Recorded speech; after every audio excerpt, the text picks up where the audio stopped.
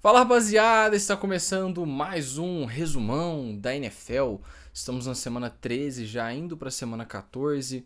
E eu sou o Pepe Narducci e vou falar pelos próximos 20 minutos aí sobre tudo que aconteceu neste domingão de NFL, que foi um domingo que os favoritos ganharam, alguns times deixaram de se tornar favoritos na temporada. A gente vai conversar sobre isso, é até o motivo de eu estar de preto hoje, né?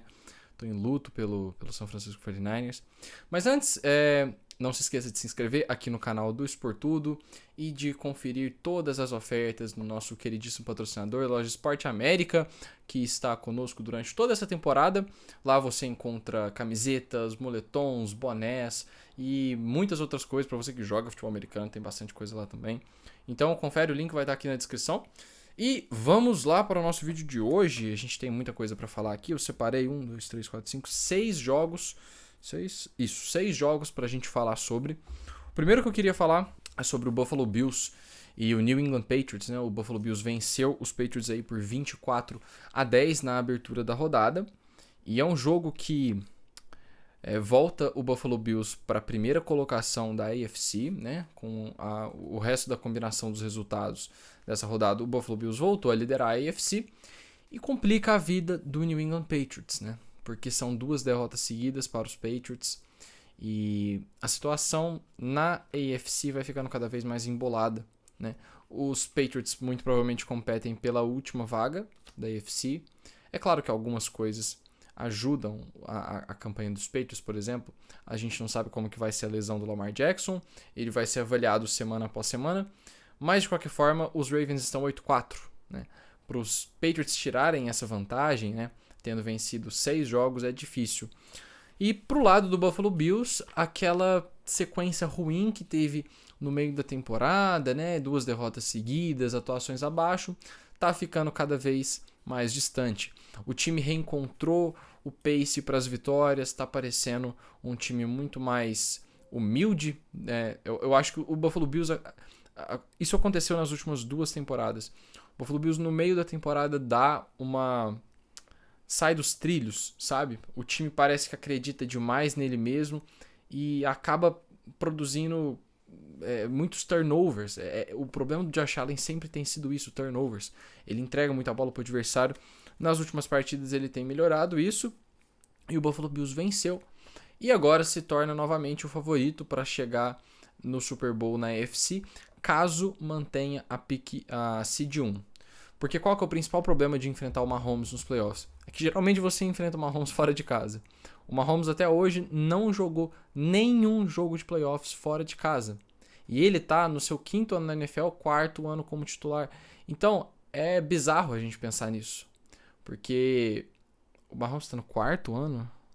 Vamos lá, ele jogou 2018, 2019, 20, 21, 20, tá no 5º ano. Falei besteira aqui.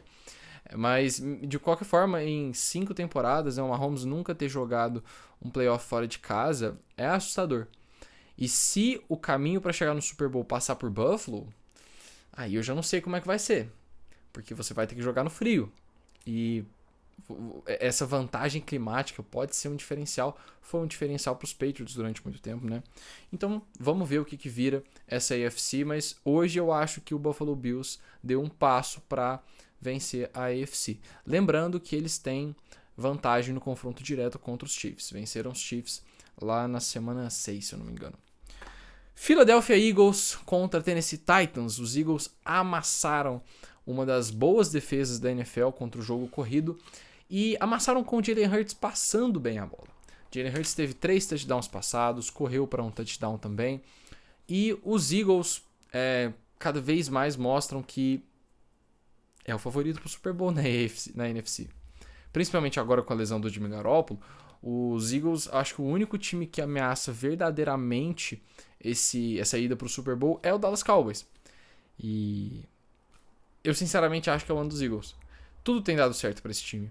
Muito provavelmente o Philadelphia Eagles vai terminar o ano 15-16-1. Ainda não me acostumei com os 17 jogos. Provavelmente eles vão terminar 16-1 ou 15-2. O que, antes da temporada começar, seria algo inimaginável, até para o torcedor mais otimista.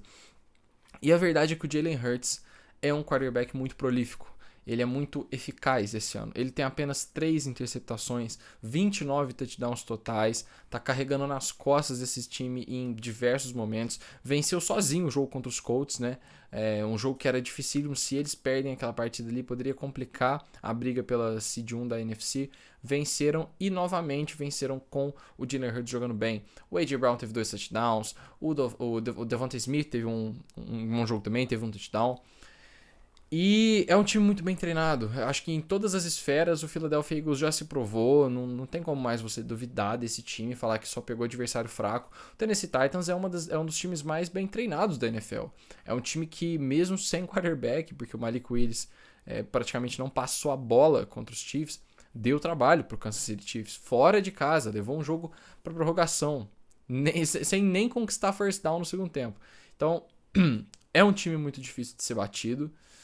E os Eagles foram lá e venceram mesmo assim, e venceram convencendo. Então, reafirmam o favoritismo que tem dentro da NFC. Cleveland Browns e Houston Texans é um jogo que eu separei pra gente falar também. O Cleveland Browns acabou vencendo esse jogo. Foi o retorno do Deshaun Watson, depois de toda a polêmica com as acusações de assédio sexual, dele ficando mais de 2 anos fora dos gramados, né? Ele voltou e não voltou bem. Ele não teve nenhum touchdown lançado. Teve uma interceptação feia. Completamente. Parece que ele tá sem força no braço. Ele teve alguns lances muito ruins nesse jogo. Não foi uma boa partida do Deshaun Watson. Mas era até complicado você esperar uma boa partida de volta de um quarterback que tá há 2 anos parado. É por isso que sempre que as pessoas sugerem pro Kaepernick voltar pra liga, eu fico pensando, cara, você acha que um quarterback tá 8 anos parado vai produzir? Sinceramente, quarterbacks ficam 1 ano, 2 anos fora por lesão e já perdem o ritmo do jogo, às vezes perdem a força, perdem estrutura física mesmo para jogar futebol americano em alto nível. Não é simples assim, a gente não tá falando de Madden. E o Deshaun Watson não voltou bem, foi vaiado até não poder mais. Só que como que o time venceu o jogo mesmo assim? O ataque não produziu pontos. Só que o time fez 27 pontos, isso porque teve touchdown de pick six, teve touchdown de retorno, né? Teve mais touchdown de quê? Acho que teve um fumble retornado para touchdown também. Eu sei que o Cleveland Browns basicamente aniquilou os Texans nos erros dos Texans, né? Eu já falei que essa situação de quarterbacks dos Texans é bizarra. Kyle Allen é um lixo, o Davis Mills é um lixo de quarterback também. Desculpa, eu não vou falar uma coisa que eu não acredito aqui, sabe? É indelicado falar isso, mas, cara, eu não consigo entender pessoas que defendem o Davis Mills, por exemplo, sabe? O Davis Mills foi bancado pro Kyle Allen, que é um quarterback horroroso. E aí, tipo, os Texans vão acabar ficando nesse vai e vem. Cara, eu não acho que ninguém se beneficia disso. Os Texans muito provavelmente vão pegar o Bryce Young com a pick 1 do draft, ou então o CJ Stroud, que eu não acho que tem muito como errar essa escolha. Eu acho que qualquer um dos dois é uma opção melhor do que o que você tem hoje lá nos Texans. Mas é um time muito ruim. Eu acho que compete seriamente com o Denver Broncos pelo posto de pior time da NFL. Eu acho que os Texans podem até ser piores, mas eu acho que o Denver Broncos decepciona mais e é um time muito mais chato de assistir. Mas, de qualquer forma, foi um retorno do Deshaun Watson e o time venceu. Os Browns agora estão 5-7. Não dá pra você descartar esse time da briga por playoffs, porque, assim, sabe, eu já vi times reverterem situações piores, situações parecidas. Eu já vi o Philadelphia Eagles sair de 5-7 para 9-7 e vencer a divisão e ir para os playoffs. Sabe, essas coisas acontecem. Então, agora vamos ver se o Deshaun Watson continua evoluindo, né? Porque ele precisa de ritmo de jogo agora, precisa retomar o ritmo de treinos e tal. Ele ficou parado durante todas essas 11 primeiras semanas, né? Essas 12 primeiras semanas, porque teve bye week no meio. Mas ele não pôde treinar com o time, né? Então, não é como se ele já estivesse se habituando com os treinamentos e tal. Ele realmente não estava treinando, então é complicado voltar dessa forma e tal. E pode ser que ele leve algumas semanas para voltar ao bom futebol americano. É chato falar do Deshaun Watson, não gosto, mas a gente precisa ser profissional aqui, né? E nessas horas é preciso separar o atleta do profissional. No meu caso, né? Você que é torcedor, eu não vou falar pra você fazer nada, porque eu tenho que trabalhar com isso, então eu preciso falar do jogador, tá? Mas eu já dei minha opinião várias vezes sobre a pessoa Deshaun Watson. Vamos falar então agora de São Francisco 49ers e Miami Dolphins. E você pode estar se perguntando, mas PP, seu time ganhou. O São Francisco 49ers amassou o Miami Dolphins durante a maior parte do jogo, né? Só ficou atrás do placar nos primeiros 6 minutos, eu acho que foi o tempo que o Miami Dolphins abriu o placar na primeira jogada do jogo com um touchdown. Mas depois daquilo lá, os 49ers logo viraram, depois só sofreram um empate, mas adquiriram a vantagem de volta no final do primeiro tempo. Só que o Jimmy Garoppolo machucou e tá fora da temporada. E essa é uma daquelas horas que você, por mais que seja hater do Garoppolo, às vezes você não é hater, você só acha que ele não é um quarterback capaz de levar esse time pro Super Bowl. Você tem que entender o que acabou de acontecer com os 49ers. São Francisco 49ers vai ter que jogar o resto da temporada com o terceiro quarterback do seu plantel. E aí, eu vou te perguntar, qual time já venceu um Super Bowl com o seu terceiro quarterback? Qual time já venceu um Super Bowl com um quarterback rookie? Qual time já venceu um Super Bowl com o terceiro quarterback do seu time, rookie, escolhido na 7ª rodada na última escolha? Então, assim, a esse ponto, eu tenho que trazer as más notícias. Se os 49ers vencerem o Super Bowl com o Brock Purdy, vai ser o título mais inacreditável da história da NFL, com certeza. Um dos mais impressionantes da história do esporte, no geral. Porque toda a história da liga e do futebol americano jogam contra o San Francisco 49ers agora. Por que disso? Porque você pode ter um quarterback reserva que consegue manter o nível de competitividade. Você já viu isso com o New York Giants no passado. Você já viu isso com o Philadelphia Eagles. São times que conseguiram vencer um Super Bowl com um quarterback reserva. Mas com o terceiro quarterback reserva, é complicado. Há de se argumentar que o Brock Purdy poderia ser apenas o equivalente a um segundo quarterback, ao quarterback reserva normal de um time, né? Porque os 49ers têm uma situação diferente mesmo, né? Eles meio que foram para a temporada com 2 quarterbacks titulares, ou então com potencial de serem titulares, com qualidade de serem titulares, que foi o Trey Lance e o Jimmy Garoppolo. Então o Brock Purdy seria o próximo nessa lista. Mas, cara, a essa altura do campeonato, a gente estaria apenas chutando, fazendo palpites, fazendo hipóteses, porque a verdade é que ninguém sabe o que o Brock Purdy pode produzir. Nessa partida contra os Dolphins, ele foi bem. Ele não comprometeu, a maioria dos lances ele foi seguro, também não arriscou grandes passes. A interceptação dele veio numa 4ª para 4 que botou os Dolphins na linha de 18 jardas do campo de defesa. Se os Niners chutassem um punch, teria risco da bola entrar na endzone e ficar na linha de 20, então meio que ficou a mesma coisa. E no resto do jogo eu achei que ele foi bem, principalmente neutralizando as blitzes, né? O Mike McDaniel, como head coach, ele sabe como atacar os 49ers, e é claro que ele deu a instrução pro coordenador defensivo dele mandar blitz sem parar, porque, cara, você tá jogando contra uma escolha de 7ª rodada, um cara que foi pego de surpresa ali que vai ter que jogar, deixa ele na pior situação possível. E o Brock Purdy fez um bom trabalho contra a blitz, ele teve um passe lindo pro Jimmy Garoppolo no meio do campo, em que ele lança a bola em tipo 1,5 segundo, que foi o tempo que ele teve de pegar, botar a mão na bola ali no grip e fazer o passe. Só que é uma coisa você ser pego de surpresa, entrar e produzir. Agora, o Brock Purdy vai ter uma semana inteira escutando que as chances de Super Bowl agora passam por ele, que ele tem um time 8-4, que é líder da sua divisão e que está bem encaminhado para os playoffs, e que tudo o que ele precisa fazer é não fazer cagada. E isso é uma baita de uma pressão. Então, eu vejo isso indo de 2 maneiras. O Brock Purdy pode ser um cara que realmente os 49ers vão dar uma sorte absurda de ter 3 quarterbacks que podem fazer esse time ser competitivo. E isso é uma possibilidade porque o sistema dos 49ers é muito amigável com quarterbacks. E eu acho que o Brock Purdy precisa apenas não ser um quarterback que acha que é algo que ele não é. Ou seja, ele não pode achar que ele vai ficar estendendo jogadas o tempo inteiro, que ele vai forçar passe no meio do campo e não vai ser interceptado. Ele precisa fazer exatamente como ele fez ontem, em que ele tentou esticar algumas jogadas, sofreu sec, mano. Fica com isso. Não inventa de querer fazer mais do que você sabe fazer. Faça as leituras simples, faça os passes de 5 jardas, dê a bola para os seus playmakers. Os 49ers têm Deebo Samuel, Brandon Ayuk, George Kittle, Christian McCaffrey, tem o Jordan Mason, tem vários playmakers que podem produzir e te ajudar a não ser um vexame. Então, entrega a bola para esses caras e deixa com que eles produzam. Não queira ser o protagonista. Esse é um cenário em que os 49ers podem vencer ainda mais uns 3, 4 jogos nessa sequência final. Eu acho que o jogo mais complicado é contra o Seattle Seahawks. Fora isso, eu acho que é um fim de tabela tranquilo. Pega os Buccaneers na semana que vem, que é uma defesa muito difícil, mas é um ataque muito ruim.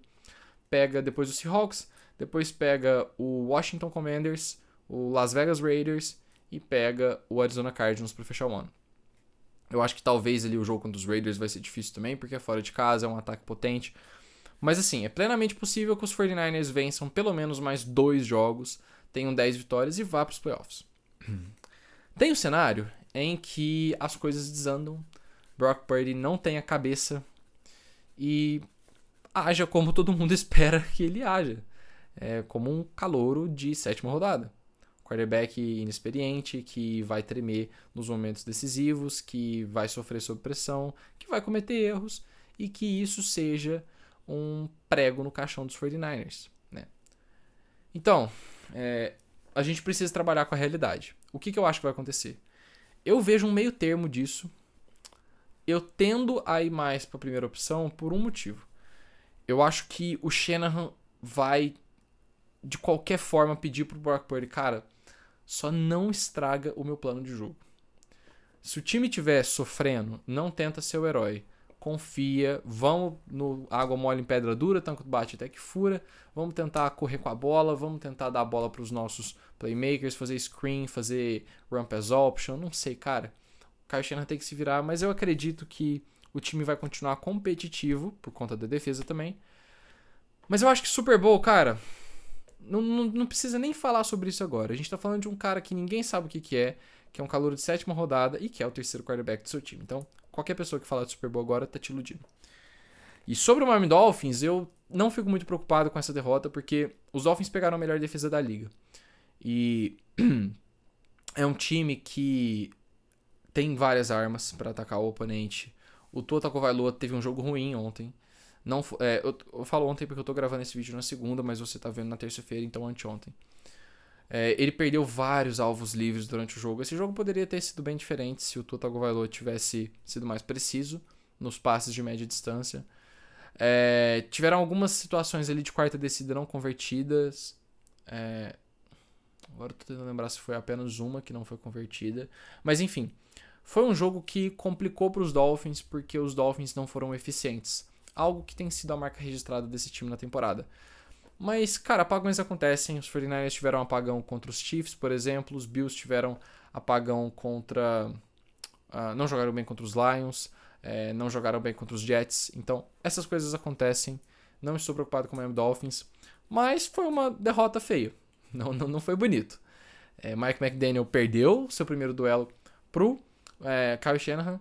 E uma coisa que eu achei muito engraçada que eu não comentei no Twitter, porque eu tento ser um pouco mais profissional por lá também, tento não provocar nenhuma torcida, é o meu jeito que eu gosto de trabalhar. Mas ficou meio feio pro Raheem Mostert e pro Jeff Wilson, né? Eles passaram a semana inteira falando, provocando os jogadores dos 49ers, provocando a organização, e eles tiveram um total de 37 jardas totais, né? Não foi muito bom. Seguindo Bengals e Chiefs, vamos falar do pai de Patrick Mahomes, que é Joe Burrow. Joe Burrow nunca perdeu pro nosso queridíssimo Patrick Mahomes. Ele tem 3 vitórias e 0 derrota. Ele é o único quarterback que nunca perdeu pro Patrick Mahomes, assim, que enfrentou ele mais de uma vez. E, cara, o Cincinnati Bengals é um time que, desde a semana 3 da NFL, desde a semana 3, só perdeu 2 partidas. Então, eles tiveram um começo 0-2 e desde então eles estão com 8 vitórias e 2 derrotas. É um time que demorou pra pegar no tranco, mas que tem um quarterback que é elite, cara. O Joe Burrow é um dos 5 melhores quarterbacks da NFL. E ele tá se provando cada vez mais o cara pra ser um líder dessa nova geração de quarterbacks ali. Talvez junto com o Justin Herbert. Eu quero ver ainda ele com um time bom. Junto com o Tua. Foi uma classe de quarterbacks que tá se provando ser uma classe excelente, né? Com Tua Tagovailoa, Justin Herbert e Joe Burrow. E os Bengals é um time que é feito pra vencer o Kansas City Chiefs.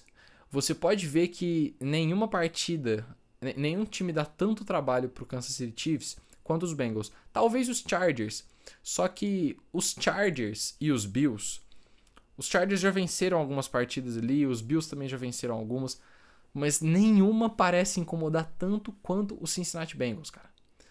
E eu acho que um dos times que pode complicar essa vida dos Chiefs na pós-temporada é justamente os Bengals.